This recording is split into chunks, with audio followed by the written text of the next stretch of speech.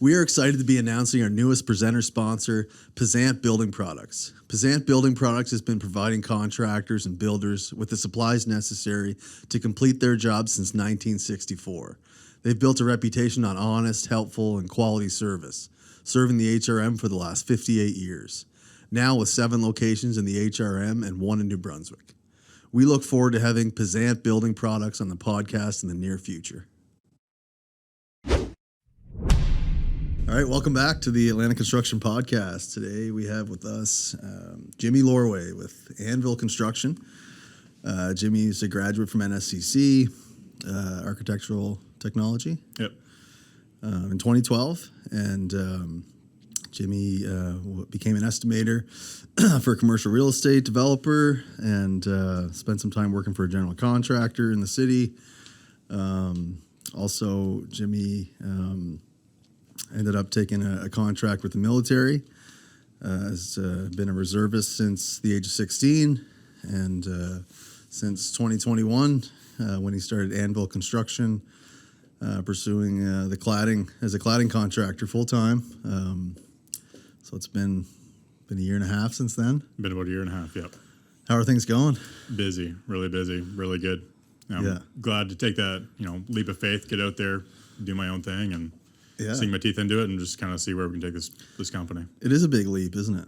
And tell us a little bit about what went into that. Like you have experience working in real estate. You've got 8 years there since 2012 when you graduated from the Ivany campus at NSCC, and after 8 years of you worked with RCS, you worked with some different real estate groups and stuff like that. Yeah, so I came out of NSCC, did a work term at Dora.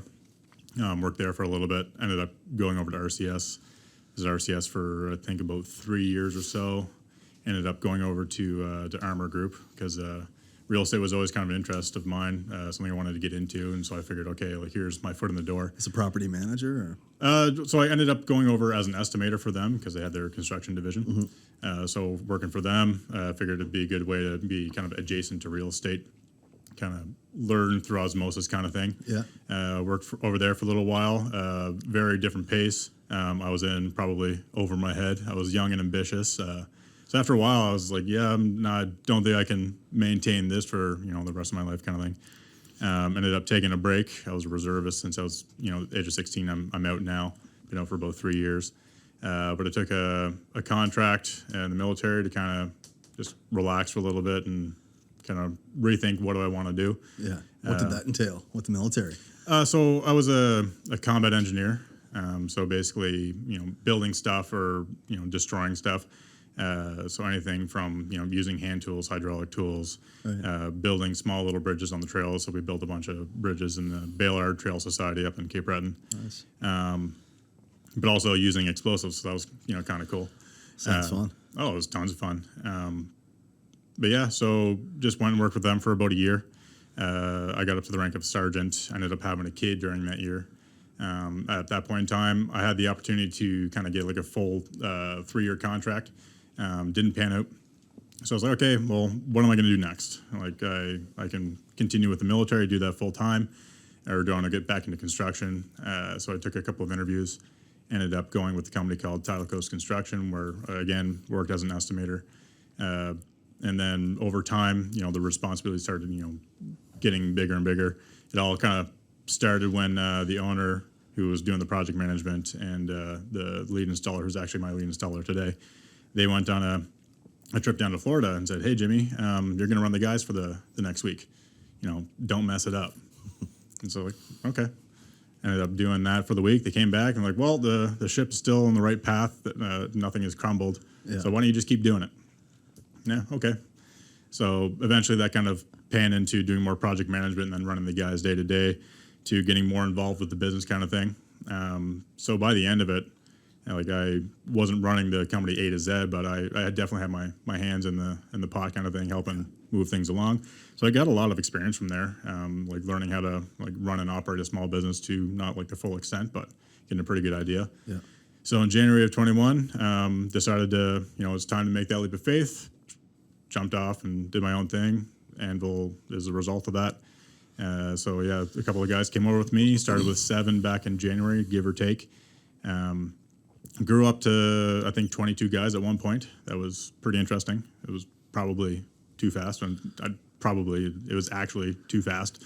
So how many different projects with 22 guys? Just a couple, like 10 crew, a 10-man crew on a couple different jobs, or too many projects. Yeah.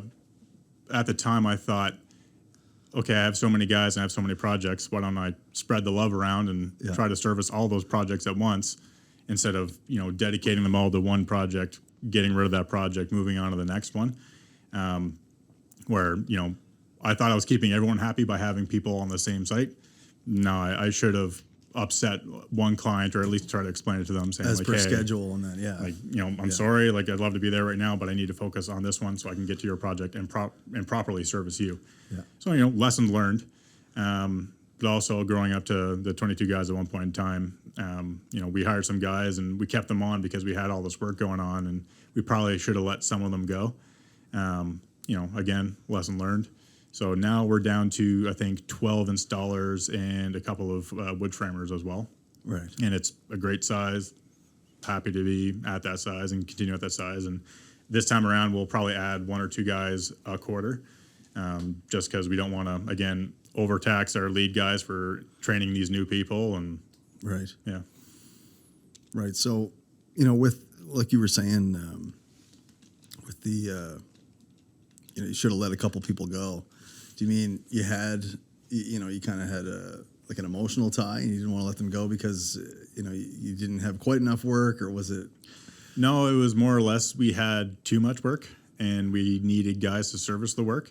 But we knew that it wasn't the right culture fit, or, they didn't do the work to the same quality that we wanted it to get done at. But because we were so desperate for this manpower and to get through all these projects, we, kept them on, only to find out it probably would have been in our best interest to let them go a bit earlier. Some of them self-selected. They said, yeah, this isn't for me. They moved on. Yeah. And some of them we just had to say, like, sorry, this isn't working out. Yeah, the reason I asked that is because, you chose to start a cladding company there's probably a few different scopes you were thinking of, or that you were involved with in your journey, like you mentioned, Armor Group and those other companies that you worked with. Was it cladding for a reason? Like, is that your kind of your favorite part of the building to work on, or it's more engaging because it's architectural finish and you kind of look back and it's at Tidal Coast, cladding was always a big thing that we did. Right. We usually had like one or two big anchor projects.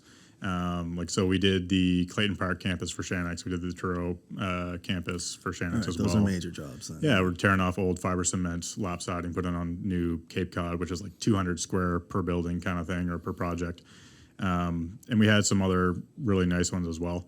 That's where I kind of sunk my teeth into the cladding. I knew that there was a fairly complex substructure, so the barrier to entry, knowledge-wise, is a little bit higher. Yes. So it kind of weeds out some of the other cladding companies. Like, we won't touch vinyl siding, just because there's too many people with owner-operator in a truck with a set of pump jacks that will do it. Yeah. That they might not have the same safety program we have, the same quality control that we have. They're probably going around. They're doing it labor only, and they're just Yeah. putting the wood strapping on over the Tyvek, and away you go. Exactly. So for that reason, it's like we can't compete cost-wise, and most people don't want to pay what we would charge. Yeah. So we just stay away from vinyl. But anything other than vinyl, we're more than happy to get our hands on and sink I think into it. I think that's one of the things maybe people outside that scope of work aren't. Not that they're not aware of it, but maybe don't appreciate enough the work that goes into all these different cladding and panel types and the different substructures that go with it. It's similar to glazing. Like, you can't just go and start pricing glazing. There's an immense amount of specs and different variables. It's too easy to miss and the risk's too high. Like, I think of, rain screen, terracotta, or like a phenolic panel where you have like a bear claw glued onto the back. If there's hidden fasteners, concealed fasteners, it's like, $8 more a square foot just to buy the material to accomplish that. Plus the labor's twice as much because you have to take it off site. You got to line up everything. You've got to, cut it with a certain. But I think phenolic is cut with in a pretty simple fashion. But then the panel size, do you have to cut it on site? Is it all prefab? And that's just one type of cladding, right? There's all these different rain screen systems and So it's like a lot of spec reading, a lot of heavy on the estimating, easy to miss a layer of a rail system instead of just a Z-gird and a T-clip or whatever.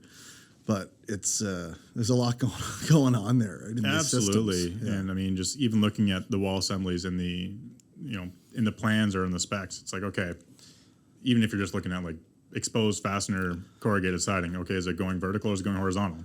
The strapping behind it, like it has to go perpendicular to it. Yeah. But what is the architect showing it? Are they showing it properly? Are you going to need to have 2 layers of strapping because he wants to, put it vertically with horizontal strapping, so you have the vertical strapping behind it.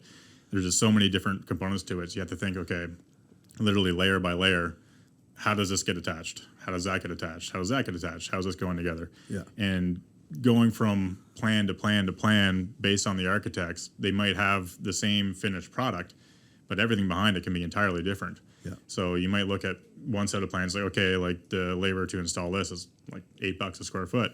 But you look at this project over here, even though the finished product is the exact same thing, it's like, okay, well, that might be $15 a square foot because it's everything that's in behind it that you don't see. Yeah. Yeah, 100%. And like the thing is, like, especially on a lot of the public tenders or whether you're doing private, like a lot of developers are getting, pretty creative with the different types of cladding they're using. There's certain things that come into fashion now. I know you're doing Tempio at a couple different jobs right now, and then there's fiber cement, there's terracotta, there's ceramic, there's phenolic, there's like 100 different brands, and a lot of times you'll see one type of cladding on this major job that you're pursuing. You might do it, takes a year, and you never use it again. Some of these products, right? And then you hear from higher up or something like, well, how could you miss this or how could you miss that? It's like, well, even the architects who spec these things, a lot of times they're leaving it up to the subcontractor to fill in the gaps, and it makes it tough to bid these envelope scopes on some of these major jobs because it's so easy to, if nobody, or if in the preliminary stages, if the substructure and the insulation and the girt system doesn't line up with, is there a rail system and the clips and all that kind of stuff? Like, you really got to know, you can't rely just on what's spec'd and what's drawn. You have to know if it's going to work or not as a subcontractor. Yeah, and you have to have really good product knowledge. Yeah, the product knowledge is it's almost 90% of the estimating. Like, I mean, you can plug something into Bluebeam, do a takeoff, get your linear feet of corners and J-trims and window flashings and all that kind of stuff and bending and stuff. But like, if it's a high-end product and it costs, $20 and it's going to be $50 a square foot sometimes to supply and install it, and you don't know that product or haven't used it, it's risky. Oh yeah.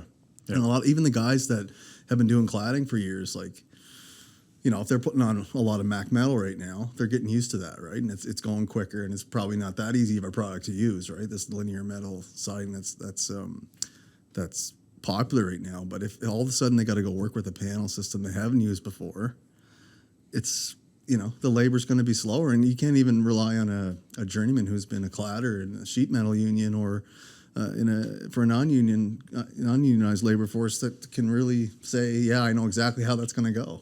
You need to have a really solid lead guy on site. So Randy is our lead guy, and he's absolutely phenomenal. He was a mason of, I think, about 18 years. I've been working with him for the past 6 or 7 years or now doing the siding. I think he's been doing siding a little bit longer than that. But just the amount of time and effort he puts into a project on the very front of it. Like, we'll get on a job site, and we'll start working, like, just kind of plugging away, doing a lot of the easy stuff. And he's just on site troubleshooting. It could take a week, it could take 2 weeks, it could take a month. But once all that troubleshooting is done and he's done figuring out inside and out like how everything meets and goes together, he's off to the races. Oh yeah, like you don't like need to tell him what to do. Like, he's got to figure it out. He's going. Yeah. Like, he's in production mode. Yeah, and I think that person's so important, especially in that trade. Well, in every trade it is. Like, and for them to be communicating to estimators, I think too, is like, when I think of cladding and all the substructure and the systems, it's like, you want to be keeping a database. If you used this product 2 years ago, like, what happened? How was it? How was the cutting? Did that blade work? Did this, like, you just have a whole, like, write an essay on. Yeah, like, the notes are pretty critical. Yeah, and having that database of, like, you get a couple of years under your belt as an envelope cladding contractor, and it's like, if any of these products come up, like, our risk is not high because we know what this is now. Like. Yeah, we know to do a return, it costs this much, or it's so many guys, so many hours per so many feet kind of thing. Yeah. And, the first time we did a Tempio project, we didn't know that. Right. So we looked at it, okay, like everything is so many dollars per square foot.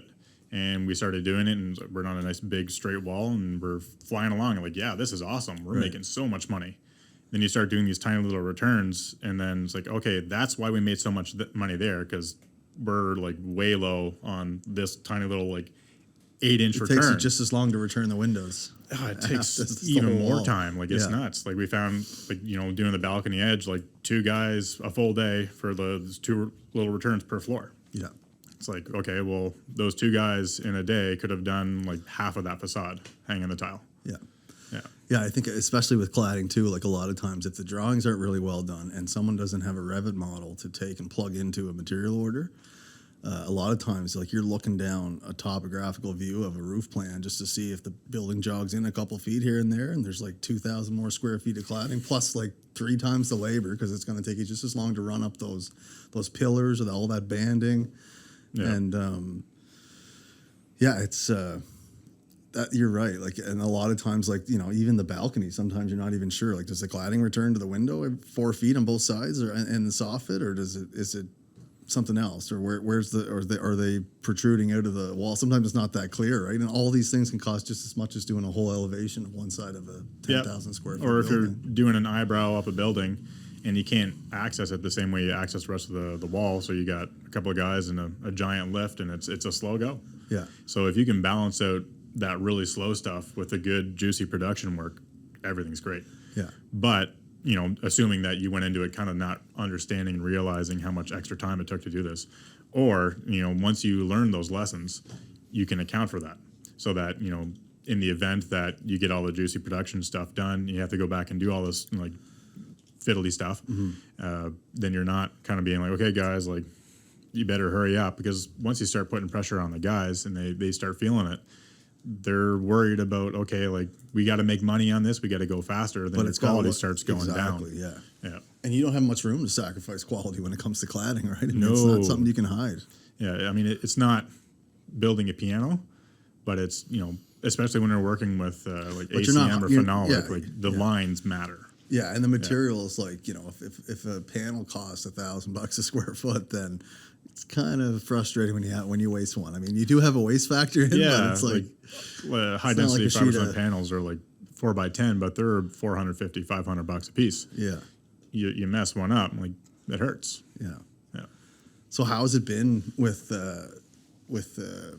using the Tempio product on at West 22 is one of the jobs that you're working on right now. Like, just tell us a little bit about how that's going. Is that the first time using that product specifically, or?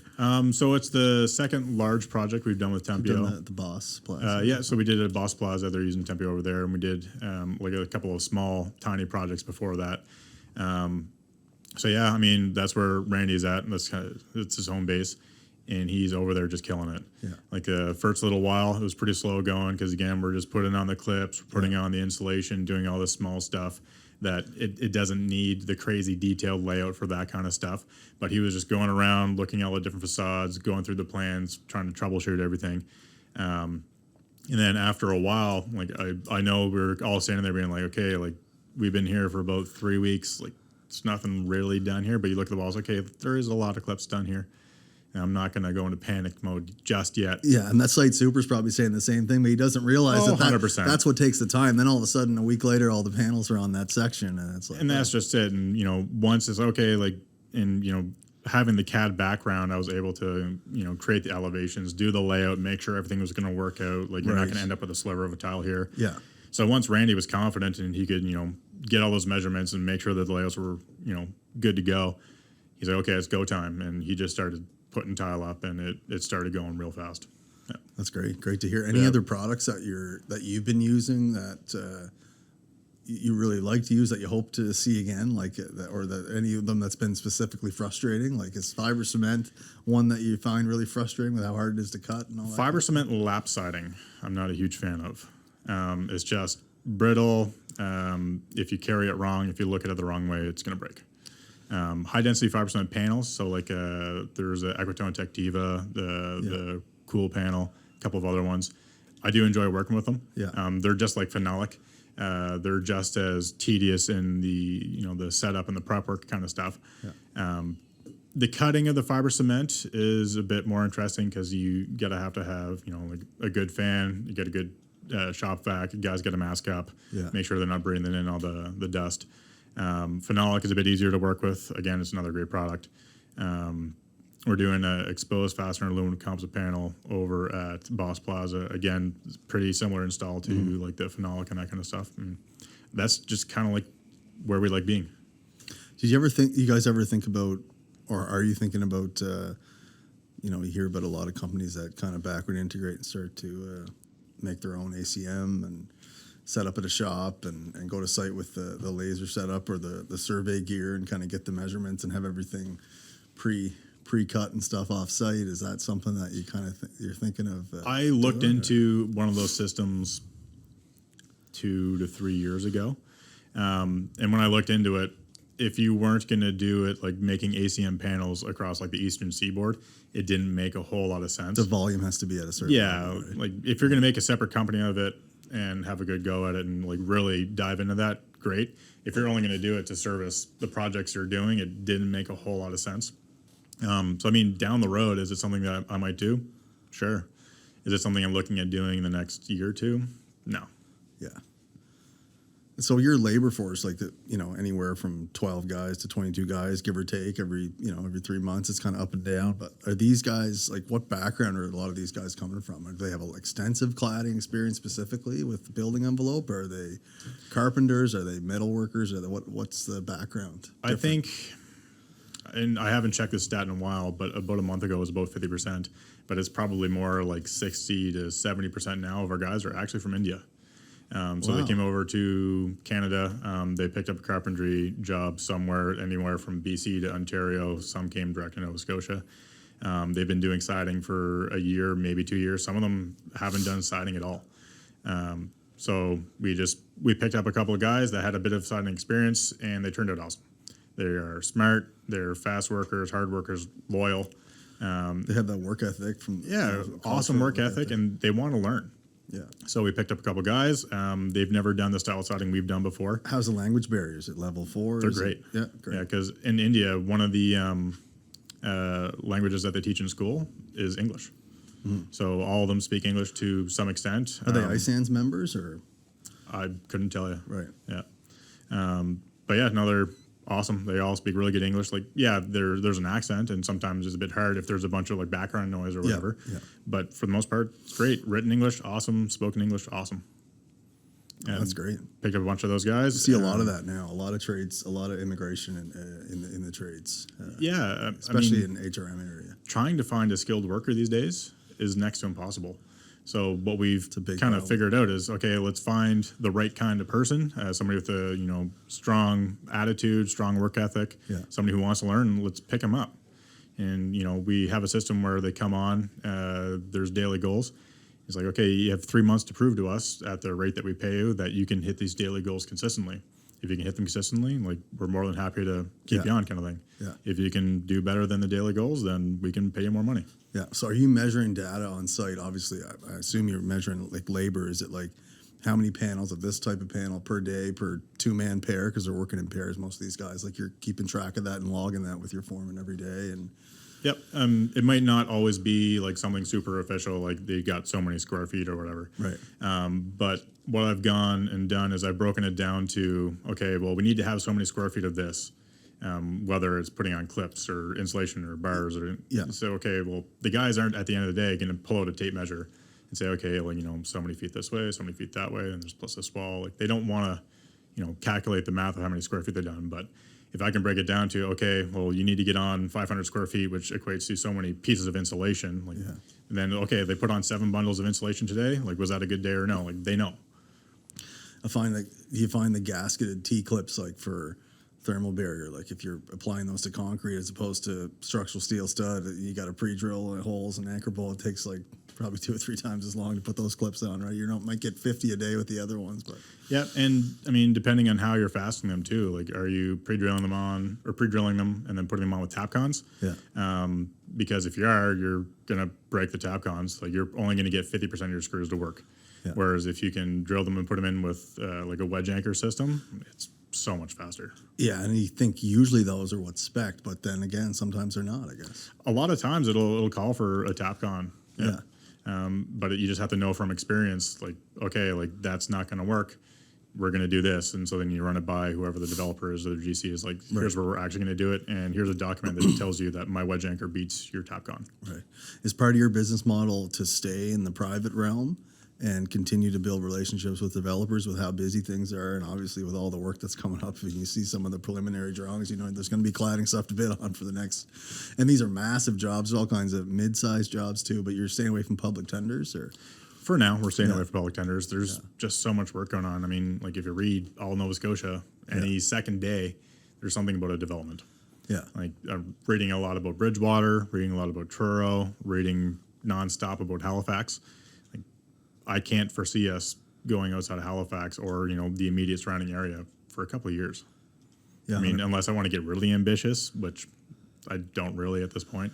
Well, I think, and that's one of the things that we talked about before our episode here is, just some of the topics that are on your mind, and growth is great, and that's like kind of like maybe the unwritten rule. I think if you're not growing as a business, it's hard to kind of be at a standstill and maintain. You're either growing a little bit or you're maybe shrinking back. But in these busy times in which we're in, it's like the ability to say no sometimes is your best, and it is a skill, I think, and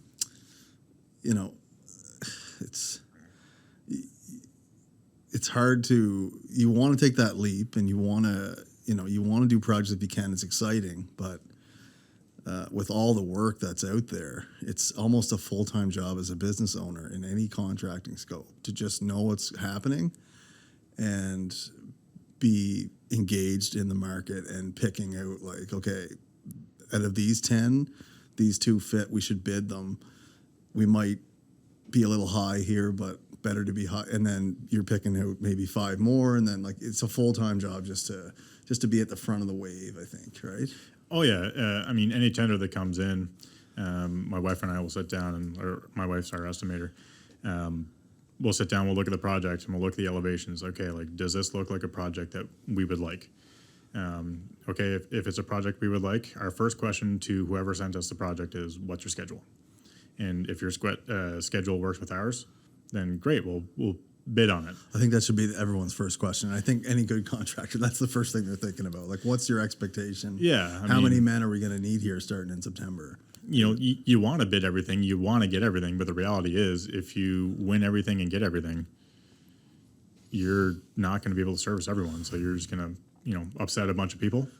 So I find it's better to know when to say no, or even a lot of times I'll get a call out of the blue and they're like, hey, we got this really cool project. We really need a cladder. We don't have anyone lined up. Can you come meet with me on site? And again, what's your schedule? And if the schedule works, great, I'll meet with you on site. Otherwise, it's like, hey, I'd love to help you. I can't. Yeah. But here's a list of guys that I know that might be able to help you out. I'm happy to forward their contact info on. Yeah. And I hope it works out. Yeah. Otherwise, again, I'm going to commit to a project. I'm going to stretch my guys too thin. They're all going to get mad at me. The client's going to get mad at me. I have no interest in being there. Yeah. Yeah. I mean, you're doing some pretty major jobs here in the last year. I mean, Boss Plaza and West 22, these are 20, 30,000 square foot cladding projects. But you're going to get asked to do, like you mentioned, like even someone reached out on Richmond Yards and some different things. You'll be approached for a bid, because every developer, every project, every tender is, if we can get an extra bidder on this scope who's a legitimate contractor, it's great to have another number. But it was the mills. The mills, sorry. Yeah. So, you're going to be having those opportunities, and it's exciting. You think, like, maybe we're going to take that lead. I would love to do that project. Yeah. Absolutely love it. Just a bit too soon, not comfortable enough to take on the risk. It's outside of our scope at this point in time. Yeah. In a couple of years, is something we might be able to take on. I hope so. Yeah. But at this point in time, I would be doing a disservice to it. Yeah. Yeah. Yeah. It's like whenever the scouts get that player up to the NHL from the minors just 1 year too early, and it ruins his whole career. It's like, just I think it's good to have that prudence and wait. Like, as a contractor, it's good. It's refreshing to hear somebody talk like that, because a lot of people are so aggressive, and meaning well, like good intentions, but 100%. good intentions to, you know. I mean, it's great to sit in an office and look at a giant project and being like, oh yeah, we can do that, guys. Like that looks great. Like we'll make so much money. And then the guys on site are like, you know, my comfort zone is from 1 floor to like 6 floors or 1 floor to 8 floors. Like I don't want to go up 20 floors. Like I've never done it and I don't want to do it. Yeah. So, plus your men have to be comfortable, not just with, you know, paying, renting swing staging for 6 months of the project that costs an extra $100,000. It's like, are your men comfortable working at those heights? Some are, some aren't. The labor is certainly slower. How much slower? Half? Yeah, is it? What if you're on the 20th floor? You're probably 3 times as slow as you are on the second floor. Right? Yeah, you're on the 20th floor and swing staging is, oh, my battery's dead. Exactly. All the way down, guys. See you at 2 o'clock. It's the first thing in the morning. No, thank you. Yeah. Yeah. Yeah, no.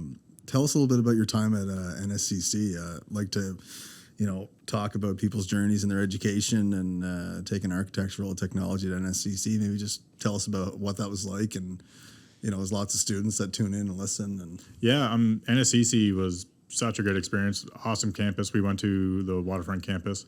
I actually have my mom to thank, so thank you, Mom. I took a bit of time off after high school, just kind of floated around working with the military. Eventually, she said, Jimmy, you need to take this Holland College career quiz to figure out what you're going to do with your life kind of thing. right. I was like, okay, Mom, I'll do it. So anyway, she always thought that I'd be really good into like drafting and design or whatever. So sure enough, 5 out of the 8 things that Holland College suggested had to do with drafting. So I was, okay, I'll look into it. So I was going to sign up for the actual like full-on drafting course. They were full. Then the next best thing was the AET program, the Architectural Engineering Technician program, where it was half drafting and the other half was building sciences. So it kind of gave you like a pretty good background on everything. Then there was our sister class, the CMT, Construction Management Technology. So yeah, it was a 2-year program.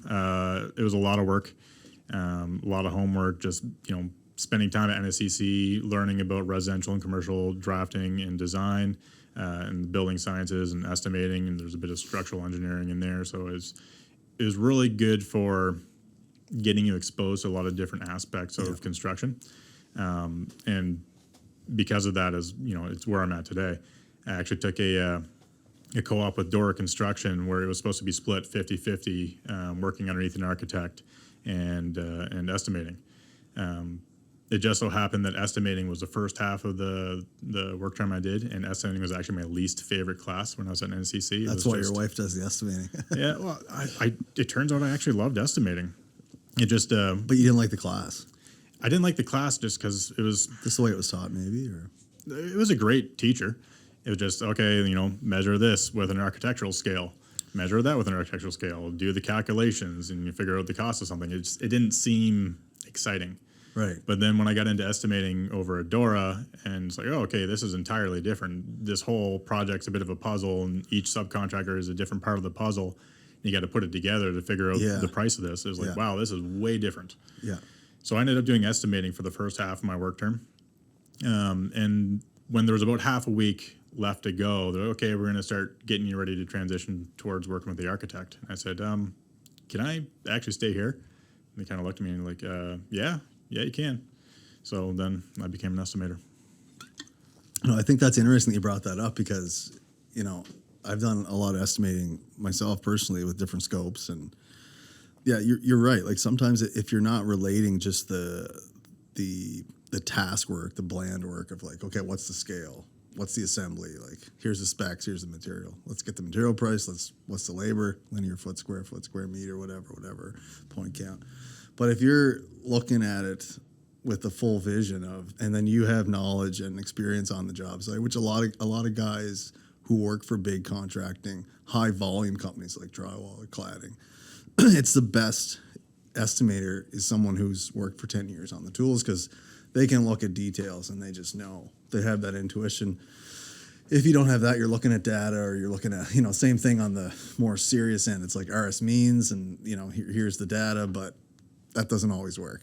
I mean, it does sometimes. It's good for certain things, but it definitely doesn't work for a lot of things. If you can be a project coordinator or a junior project manager while you're also doing the estimating, that's really where you learn a lot.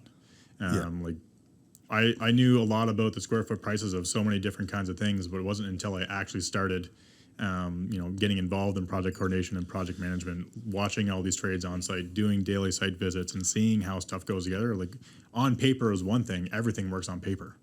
But when the electrician pulls you aside and he has the plans in his hands and he's like, "Okay, Jimmy, like this isn't going to work for X, Y, Z, and like we need to make a decision. What are we going to do?"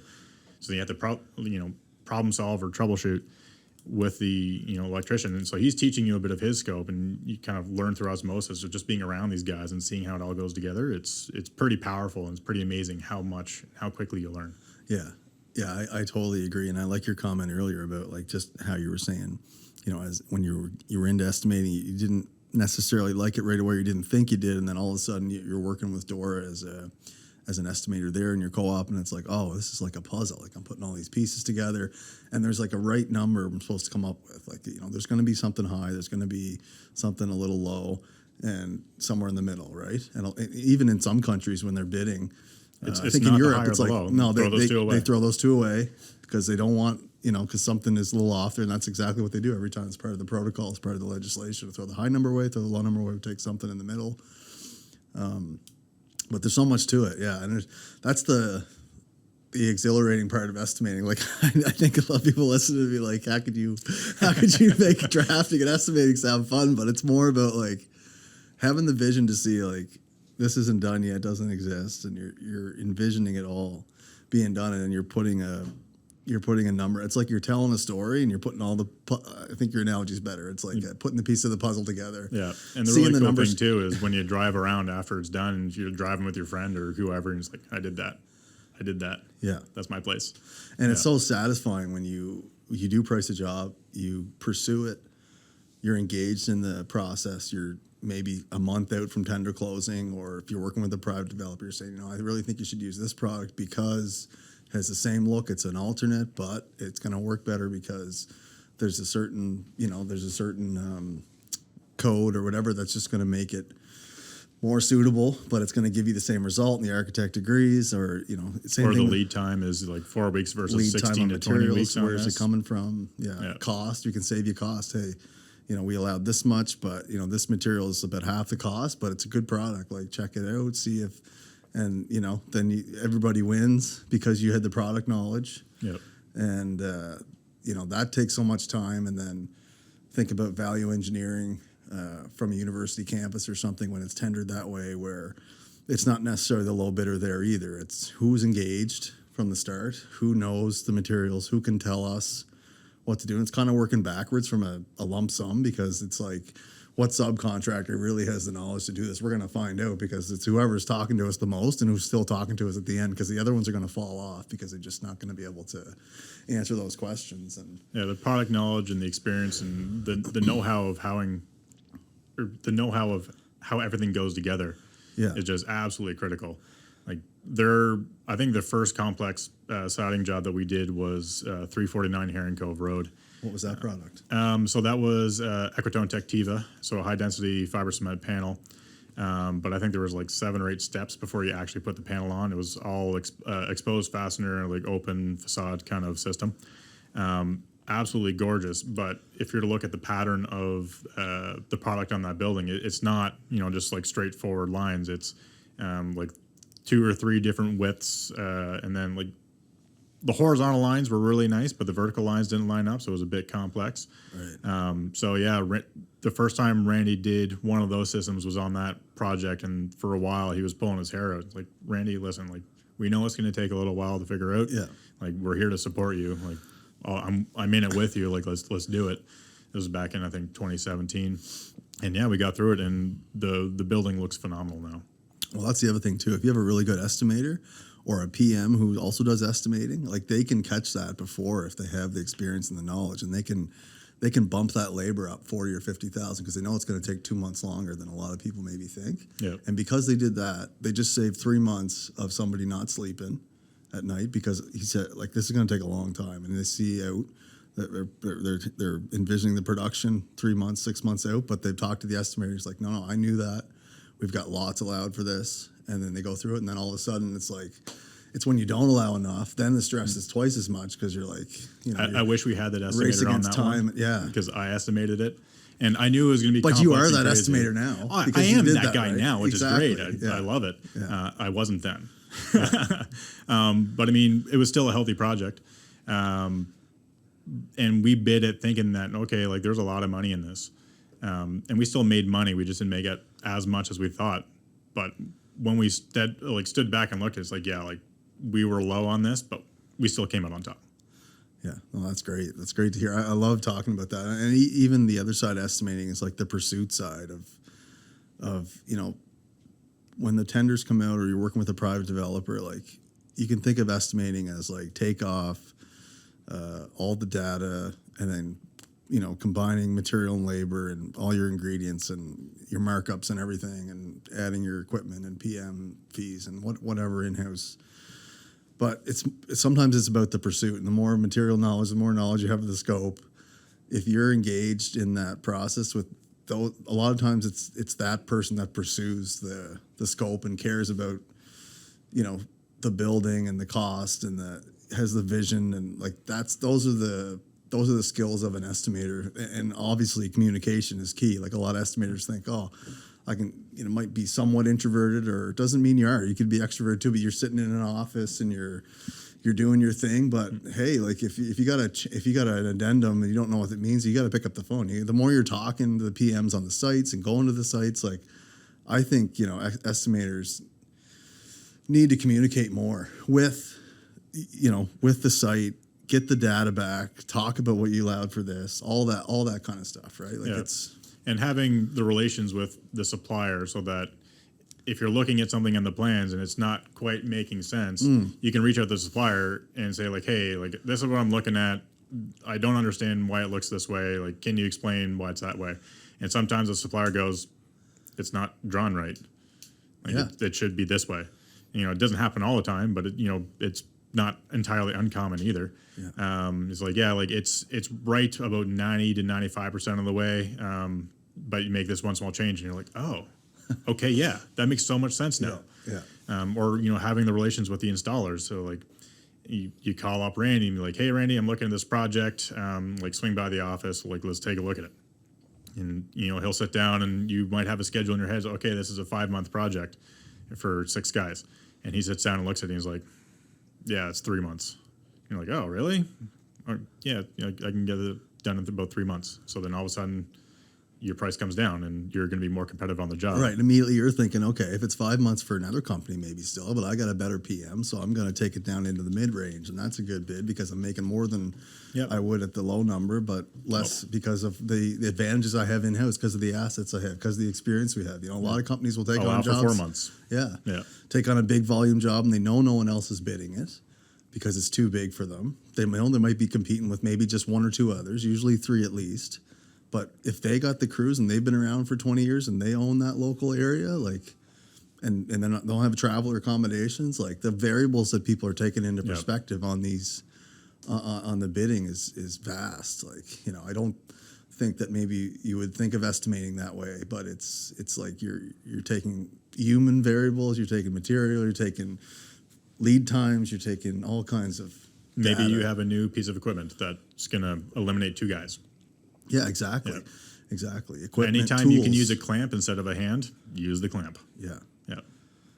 Yeah, and if you don't have any measure of production, I mean, then you're just using whatever data's there in front of you. Where did it come from?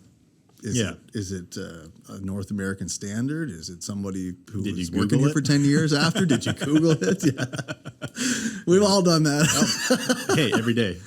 Yeah, exactly. No, our guys are great. I mean, we started implementing our new system where we're tracking how many pieces per day, roughly kind of thing. And it's just creating that database for us so that when we go and do the next project, it's going to be that much better. It's going to be that much sharper. Or we're going to know, okay, the market rate is so many dollars per square foot.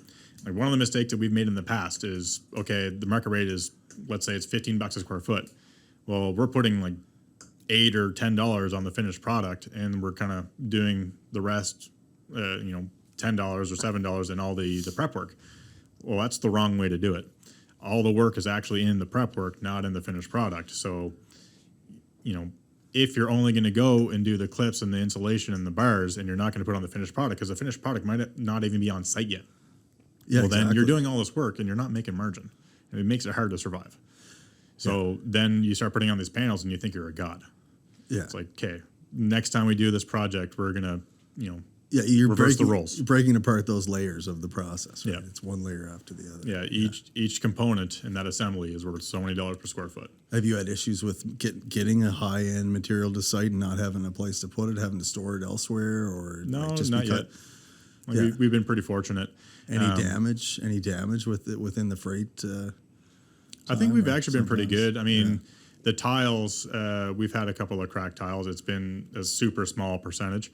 And is it from the shipping, or is it from, bombing it around the site a couple of times with a telehandler? Yeah. But overall, And the you damage own has you been own very it minimal. once it leaves this dockyard, right? I mean, it's you own it once it's in transit, pretty much. I think. Yeah, we've been pretty fortunate that, two of our clients, we've been in labor only, but still, like, we treat the material as if it's our own. Mm-hmm. Yeah. Yeah, I didn't know we were going to get into so much into estimating, but it got me off on a tangent there. I'm pretty passionate about that part of. Hey, you're only as good as your estimating. You have to have that good machine operating all the time to keep even looking out for your business 2 years down the road and picking the right jobs and pursuing them. Yeah, and if your schedule is absolutely full and you're not bidding stuff for the immediate future, okay, what else is coming out? Like, what can I help with for budgets for clients, and start getting my foot in the door? What products can I start looking up? Like, what's the new trend? What's coming down the pipe, kind of thing. Just trying to stay on top of both products and projects, so that, okay, I'm not estimating anything right now, but I'm still being productive with my time. Yeah. Yeah. Yeah, 100%. Yeah, I kind of lost my train of thought after we got on to estimating there. So. I could talk about estimating all day. I still really do enjoy it. I'm still involved in it to an extent, but like all the horsepower is really both you and your different. wife are both drafting. Yep. backgrounds. And I was an estimator for GC and the real estate developer, and then a subcontractor for 10 plus years. And then the wife, she most recently was at McCarthy's Roofing as their estimator. Before that, she was at Ridgeback as an estimator for general contractor. So, again, her background is largely estimating on top of the drafting. So it's something we both enjoy doing. She's just better at it. Right. Yeah. So how much does the drafting help with specifically to having a cladding company? I'm sure that comes in handy a lot just for drawings and layout and communicating with your site guys and your supervisors and stuff. It can be pretty handy, especially when you're working with a Tempio tile and you want to lay out so that you don't have a tiny little 3-inch sliver ending up on one edge if you start at one side. Right. If you can start in the middle of the wall and it works out perfectly on both sides, awesome. Or if you don't have that luxury where you have to start on one side and you don't want to do a bunch of math because it's 300 or 400 feet long on the wall. Yeah, you're centering the panels within the middle of the wall and whatever you're trying to have it even. Yeah, so perimeter. just having that capability of, okay, Randy, get me a bunch of measurements and then I'll add it all up and I'll see if it works, kind of thing. And it always does, it's a huge asset on that side of things. For smaller projects, like we can do shop drawings. I've done those in-house before. Even sometimes we have a client that's, again, doing like a little 2 to 3 day job, but they're not exactly sure what they want to do or how they want to orient it. It's okay, well, I can draft up that one elevation for you, do up a quick design, send it off to you. It just helps the client see, okay, like that actually does look really good. Like, let's go with that.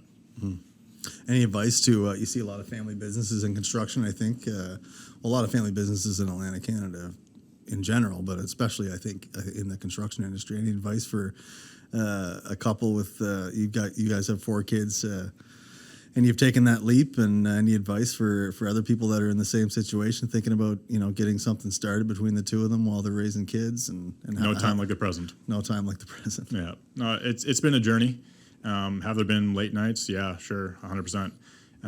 Has it been stressful times? Absolutely. Just being conscious of where your time goes, and your business is almost like another child and it needs attention, but your family needs attention just as much as well. So trying to balance your time, like at 5 o'clock, if you can shut off your phone until all the kids are in bed, and just focus on spending time with them. I'm not the best at doing that. It's something I am more conscious of, and I'm trying to work at getting better on. Right. And just explaining to the guys that you work with, listen, like, if you don't have to, don't call me between 5 and 7. Like, that's when I'm having dinner. I'm going through the bedtime routine. And again, I'm not perfect. I still do it from time to time, but every once in a while I'll be like, okay, I just focus on the present and spending time with the family. I like what you mentioned there, because I've told people that too, being like, look, if you don't have to, don't call me on Sundays. Don't call me on the weekends. And after 5, if possible. Yeah. Like, but to have that conversation, it's almost like, you know, it's just setting expectations like any good boss would or any good leader would. And sometimes you just have to tell them, like, look, I don't work on Sundays. So like, I'll still take a phone call from time to time. Yeah. But most of them, and in clients included, they like their weekends just as much as I like my weekends. Yeah, exactly. So I try not to bother them on weekends. They try not to bother me on weekends. If something pops up, call me, I'll answer. But if you don't have to, if it's something that can wait until Monday, like, shoot me an email. Yeah. I might see it Saturday or Sunday. I might see it late at night, but I might not necessarily respond to it at that point in time. It's fine to wait till Monday morning to respond, right? Like, Exactly. I'll let my phone build up all weekend, and then I'll just, Monday I'll just get up and have the coffee and just start responding. I could have spent a whole weekend looking at my phone if I wanted to. Exactly. Yeah, just to backtrack back into estimating, you were mentioning, something there about talking to the suppliers and reaching out to them and getting the product info and the lead times and different info, whether sometimes, they're great in the sales role, and sometimes it's a new product, they don't know much about it, and then you're talking to the architect and you're dealing with them and how it was drawn and this and that, and then you're talking to a PM at a general contractor firm to put an addendum through or an RFI or something. And I think I could see a lot of estimators, if they're listening right now, they would think, yeah, I go through that every week with my boss. He doesn't understand that, it's not as simple as just, well, if it's in the spec and it's there, like, just put it in. And how much does it cost? Mark it up. It seems fine to me. What do you mean? And, you've got to talk to like 4 or 5 different points of contact. You've got to get info.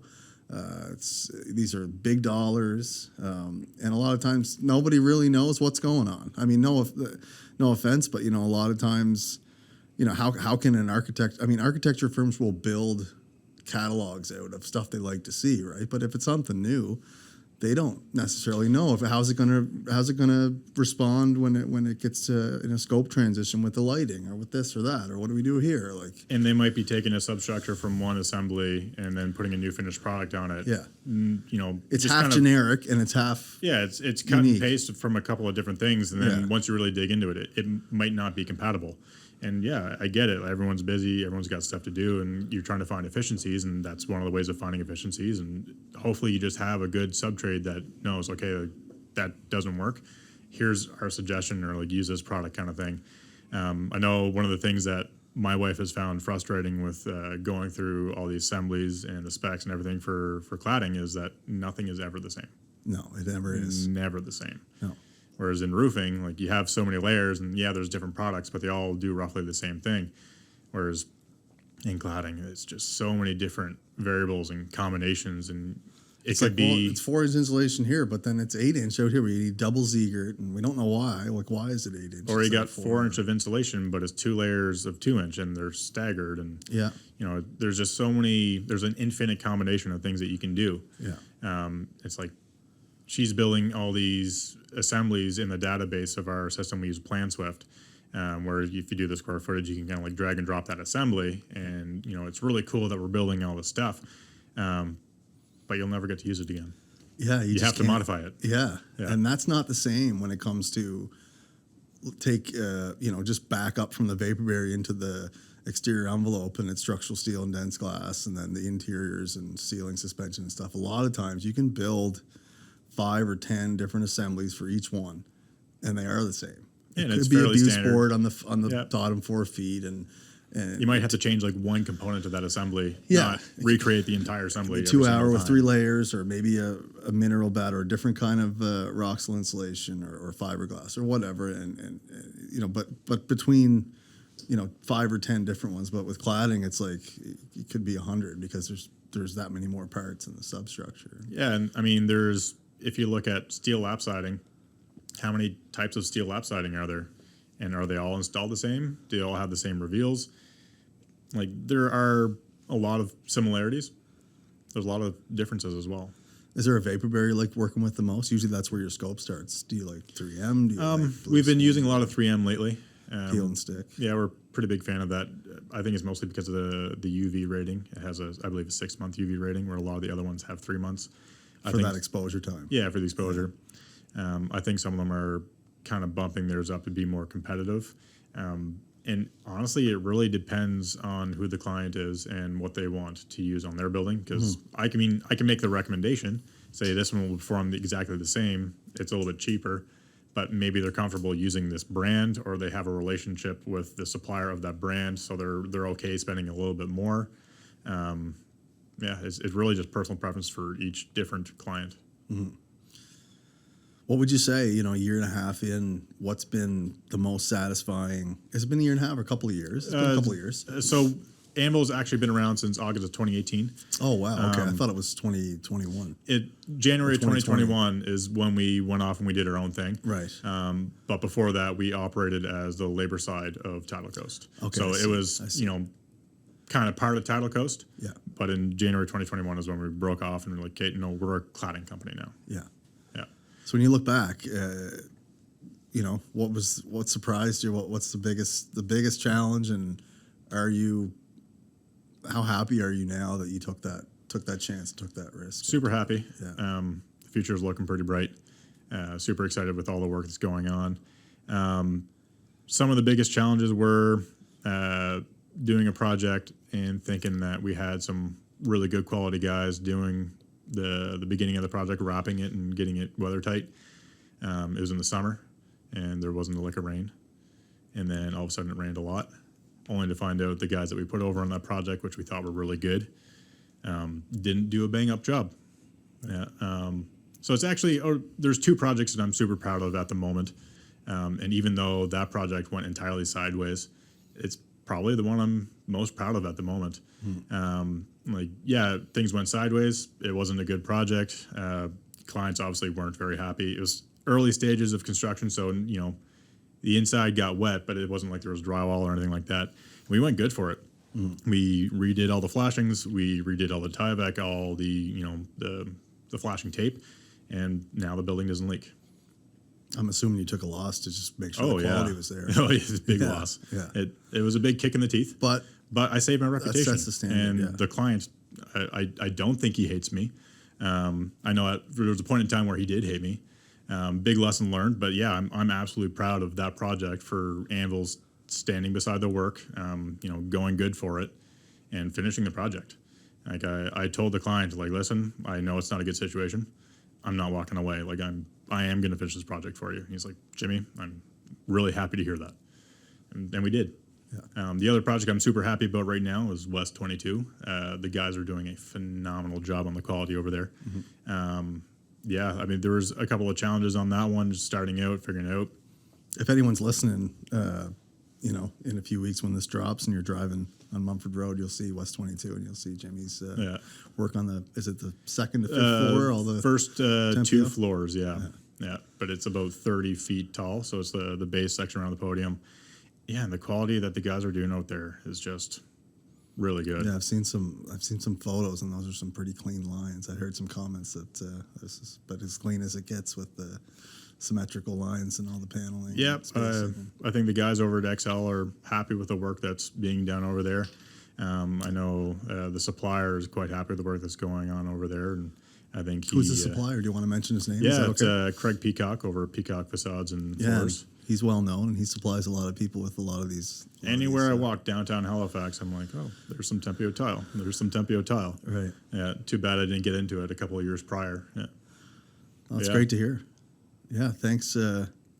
I know we could talk all day, but I also know that you have a wife and 4 kids at home, and it's a beautiful day here. You can look out and see the boardwalk, and it's a beautiful day. So I don't want to keep you any longer. And this has been great. It's we get all kinds of different guests on the show, be it from architects and engineering firms to general contractors and developers, and and subcontractors and companies of all sizes, and everybody, plays a role. And it's great to hear your story about, taking the risk and having the courage to start this new company, Anvil Construction, and to see where it's gone today and all the lessons learned. It's inspiring. And, I just want to thank you for coming on, and I hope people enjoy hearing about it and us chatting about being nerds and chatting about estimating and cladding and everything else. Yeah. So it's really appreciated. No, it's been a blast. Thanks for having me.